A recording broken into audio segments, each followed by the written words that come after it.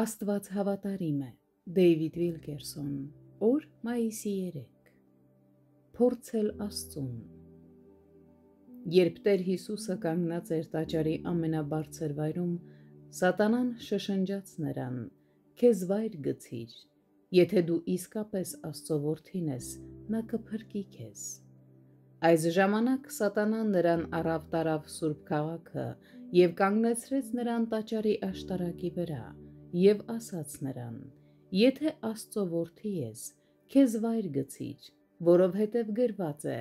թե իր հրեշտակներին կհրամայե քեզ համար և ձեռների վրա կբարձրացնեն քեզ, որ քո ոտքը քարի չդիպցնես երբեք»։ Մատթեոս 4:5-6 խոսքեր։ Տեսնում եք արդյոք Սատանայի խորամանկությունը այստեղ։ Նա Սուրբ Գրքից առանձնացրեց մեկ խոստում և գայթակղեցնում էր Տեր Հիսուսին իր ամբողջ կյանքը դնել այդ խոստման վրա։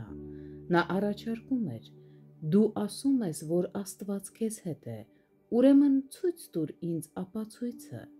Քո հայրն արդեն թույլ է տվել, որ ես փորձեմ քեզ,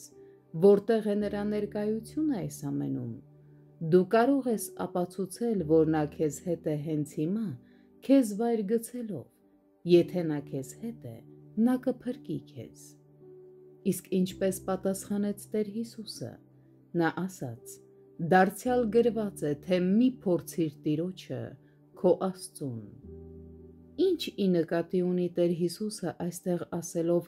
Աստծուն փորձել։ Հին Իսրայելը դրա վառ օրինակն է։ Տերը տասնապատկորեն ցույց տվեց նրանց իր հավատարմությունը, բայց ամեն անգամ մարդիկ նույն հարցն էին տալիս. իսկ Աստված մեր մեջ է, թե ոչ։ Աստված դա անվանում է իրեն փորձել։ Հիսուսը նույն խոսքը գործածեց Սատանային ուղղված իր պատասխանում. «Մի փորձիր Տիրոջը»։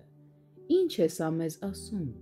Սա մեզ ցույց է տալիս, որ Աստծո ներկայությանը կասկածելը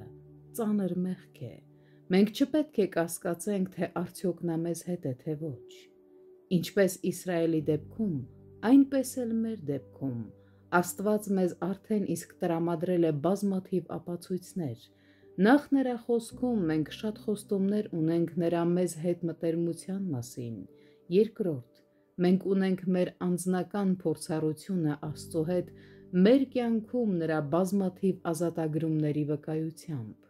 Եվ ի վերջո, մենք ունենք Աստվածաշունչ, որը լի է անցյալ դարերում Աստծո ներկայության մասին վկայություններով։ Աստվածաշունչը հստակ ասում է. մենք պետք է Աստծո հետ քայլենք հավատքով, այլ ոչ թե տեսողությամբ։ Հակառակ դեպքում մեր վերջը կլինի նույն այնպես, ինչպես անհավատ իսրայելացիներինը։